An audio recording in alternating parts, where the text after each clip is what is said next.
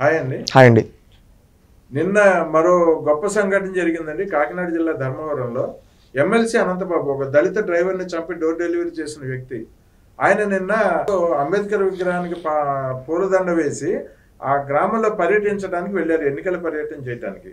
ఆ సందర్భంగా దళితులందరూ ఏకమై దళిత యువకులందరూ ఆయన వెంబడపడి, నువ్వు మా గ్రామానికి రావడానికి వీలేదు, మా సంబంధించిన మా జాతికి వ్యక్తిని చంపి డోర్ డెలివరీ చేసిన వ్యక్తివి, నువ్వు ఇక్కడ తిరగడానికి వీల్లేదని చెప్పి ఎదురు తిరిగి ఆయన వెంబడిపడి తరిమి కొట్టి ఆ గ్రామం నుంచి తోలివేసిన పరిస్థితి.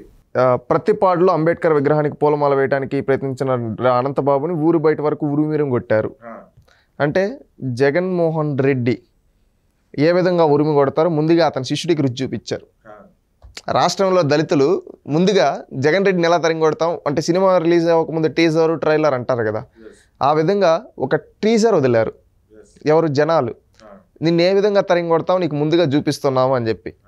మొన్న ఒకరోజు ట్రైలర్ వచ్చింది, అది జగన్మోహన్ రెడ్డి గారికే చూపించారు. జగన్మోహన్ రెడ్డి గారి పైన చెప్పులు వేశారు ప్రజలు.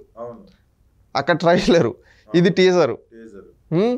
ఏంటంటే రేపు వచ్చి రియల్ సినిమా చూపిస్తారు. ఏంటి, మే 13వ తేదీ జగన్మోహన్ రెడ్డికి సినిమా చూపిపోతున్నారు. బటన్ నొక్కా అంటాడు కదా జగన్. బటన్ ఇన్ని రోజులు ప్రజల కోసం నొక్కా అంటున్నాడు. ఇప్పుడు దళితులు మిగిలిన బడుగు బలహీన వర్గాల ప్రజలు రేపు వీళ్ళు నొక్కుతారు బటన్.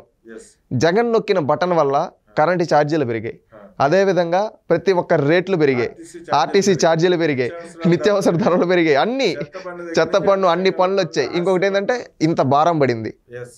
ఆ ప్రజలు ఏమంటే ఆ భారాన్ని మొత్తం దించుకొని వాళ్ళు వృద్ధిలోకి రావాలనుకుంటున్నారు. వాళ్ళు వృద్ధిలోకి రావాలంటే ఈ పైనుండే భారాన్ని దించాలి. ఈ పైనుండే భారాన్ని దించాలంటే బటన్ నొక్కాలి. ఆ బటన్ దేనిపైన నొక్కాలి?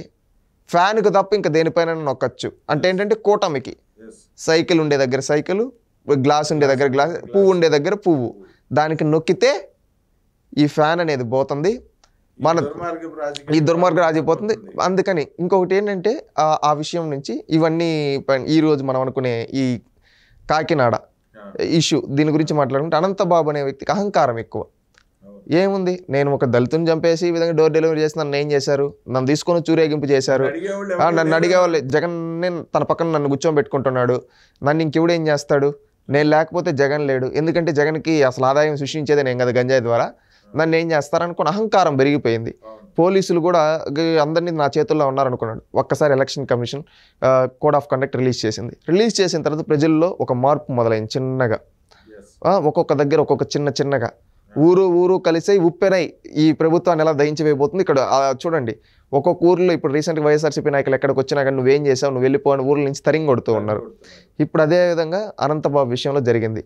ఈయన వచ్చి అంబేద్కర్ విగ్రహానికి పూలమాల వేస్తే వాళ్ళు ఒకటే అన్నారు, మా దళిత ద్రోహివిరా నువ్వు, మా దళితుని చంపావు, మా దళితుని చంపి సిగ్గు లేకుండా బయటకు వచ్చి మళ్ళీ మా దళితుల గురించి ఎట్టంటే అట్ట మాట్లాడుతూ ఉన్నావు, నిన్ను మా దళితుల సత్తా ఏంటో చూపిస్తామని దళితులంతా ఏకమై అనంతబాబుని ఉరికించి కొట్టారు. సిగ్గు నవ్వొస్తూ పారిపోయాడు. రేపు మే 13 ఎన్నికలైన తర్వాత జూన్ 4వ తేదీ 12 గంటలకి 11 గంటలకి క్లియర్ వేవ్ కనిపిస్తుంది. తెలుగుదేశం పార్టీ అఖండ విజయం సాధించబోతూ ఉంది అని. ఆ అఖండ విజయం సాధించబోతుంది అని తెలిసిన వెంటనే, తెలుగుదేశం కూటమి అఖండ విజయం సాధించి తెలిసిన వెంటనే ఈ జగన్మోహన్ రెడ్డిని వాళ్ళ పార్టీ ఎమ్మెల్యేలని ఉరికించి రాష్ట్రం నుంచి తరిమి కొడతారు. నిన్న దళితవాడ ప్రజలందరూ ఏకమై ఆయన తరిమి కొట్టి అంబేద్కర్ విగ్రహాన్ని పాలతో శుద్ధి చేసుకున్నారు. రేపు ఏమవుతుందో తెలుసా?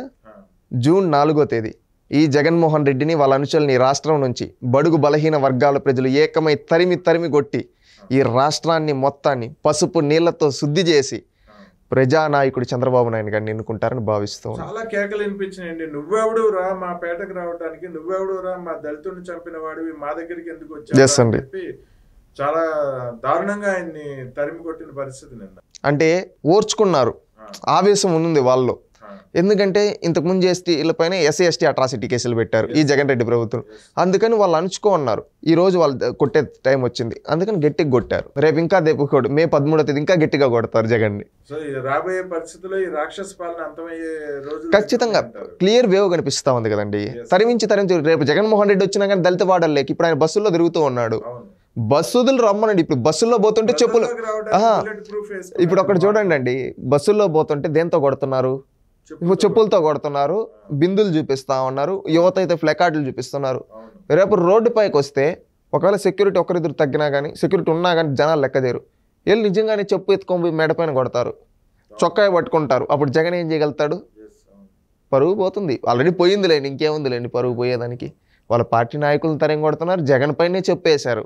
జగన్ పాలన అంతానికి రోజులు దగ్గర పని. తప్పకుండా చెప్పుతో కొట్టించుకున్న ముఖ్యమంత్రి చరిత్రలో ఎవడున్నాడు? నాకు ఇది ఒకటి గుర్తొస్తూ ఉంది, కర్మఫలం నుంచి ఎవరు తప్పించుకోలేరని. ఎందుకంటే ఒకప్పుడు వీళ్ళ తండ్రి గారు ఒకప్పుడు ముఖ్యమంత్రిగా ఉన్న కోట్ల విజయభాస్కర్ రెడ్డి గారి పైన, పివి నరసింహారావు పైన చెప్పులు వేయించాడు. ఈరోజు ప్రజలు ఆయన కుమారుడు జగన్మోహన్ రెడ్డి గారి పాలన నచ్చక ఆయన పైన చెప్పులు వేశారు. అదే కర్మఫలం అనేది అంటారు కదా, అనుభవించాలి ఎవరైనా అని. ఆ విధంగా అనుభవిస్తూ ఉన్నాడు.